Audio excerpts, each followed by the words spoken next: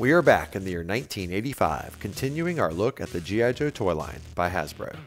Previously, during our look at Series 4, we have checked out the Cobra Flight Pod, the Cobra Snow Serpent, and the Joe's Hostile Environment Trooper, Airtight. And today, we'll be diving in even further as we take a look at the G.I. Joe team's Mountain Trooper, Alpine, here on Creed's Collection.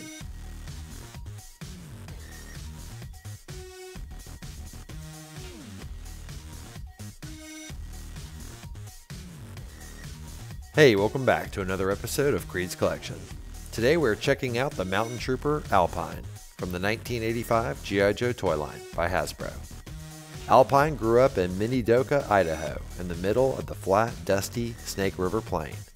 He was surrounded by mountains in almost every direction and saw them as a barrier between him and the life that he wanted.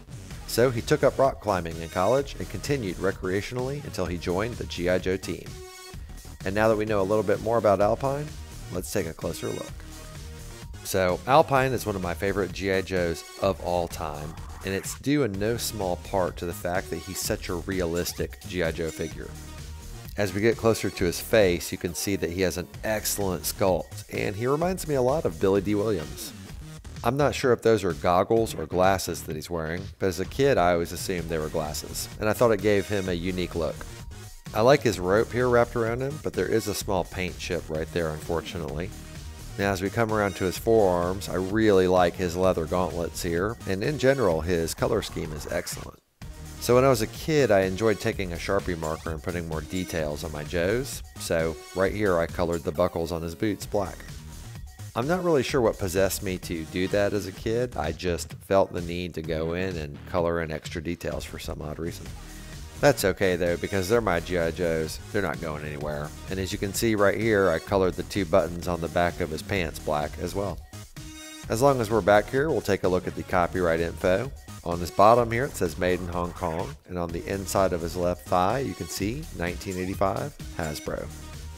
Now I'll take a look at Alpine's articulation. All G.I. Joes have a 90-degree bend at their knee and the ball joint hip, which allows for quite a bit of flexibility.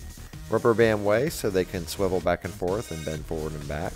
Shoulders can swivel up and down as well as out, and they have swivel arm battle grip at their forearm. Neck joint has a ball joint so they can look down and up as well as left and right. And that's it. That's all of Alpine's articulation. Now we're going to take a look at his included accessories. This is his Beretta SMG-12 submachine gun. It's got two grips, one here and one there, as well as your magazine right there. And I have to say, this is a pretty good looking gun. I like it. Moving right along, here's Alpine's pickaxe. Got your stabby in for climbing and your loop so you don't drop it. This is a pretty straightforward pickaxe, but I have to say it's one of my favorite accessories out of all my G.I. Joes, because I always preferred the more realistic gear. Here's Alpine's mountain pack, which is pretty cool because it holds most of his stuff. He's got a canteen there, and right here you can store his pickaxe. And on the back here you see the peg that you plug into his back, as well as a slot right here for storing his grapple gun. You take the peg like so and plug it right into his back. It is just that easy. The pickaxe also goes in easily. Turn it sideways, slide it in, and it hangs on the backpack just like that. Now the grapple gun slots in like I was saying, just like, hang on, there we go, and it stays in there pretty good. I really like the fact that all of his gear hooks into his backpack. And as long as we're talking about the grapple gun, let's go ahead and take a closer look. As you can see, it's a rifle that fires a grappling hook out of it, and it has a line that goes to a spool right here of extra rope. And even if this isn't actually a real world military technology, it still looks believable, so I like it. Lastly, we're going to go ahead and take a look at the grappling hooks included with Alpine. They're a little bent, but I actually recently picked these up on eBay.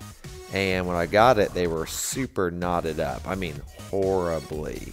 So I actually went through and unknotted a bunch of this. And if I can just get these 3 knots out, it'll pretty much be restored. This was the only thing I had lost with Alpine, so I'm really glad to have them back. And since I couldn't think of a skit this week, instead, here are some sweet pics of Alpine in action.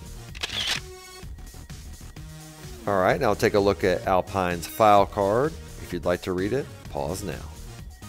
And now for our He-Man size comparison. Like all G.I. Joe figures, Alpine is quite a bit smaller than He-Man, but that's okay. Right now he's just trying to figure out a way to go take on the mountains of Eternia. Thank you so much for taking the time to watch my retrospective on Alpine from the 1985 G.I. Joe toy line by Hasbro. Alpine has always been one of my favorite G.I. Joes. I don't know if it's because of his gear or because he's a mountain trooper, but he's just always stood out to me. And anytime I assembled a team, he was always one of the first ones I picked. If you enjoyed this retrospective, please leave a thumbs up. And if you have any thoughts, please leave a comment. I love reading and responding to them. And while you're at it, if you haven't already, please consider subscribing. I'd really appreciate it, and it would help my channel grow. I do a retrospective on a toy from my vintage collection every Wednesday, so I hope to see you next week and every week after, here on Creed's Collection.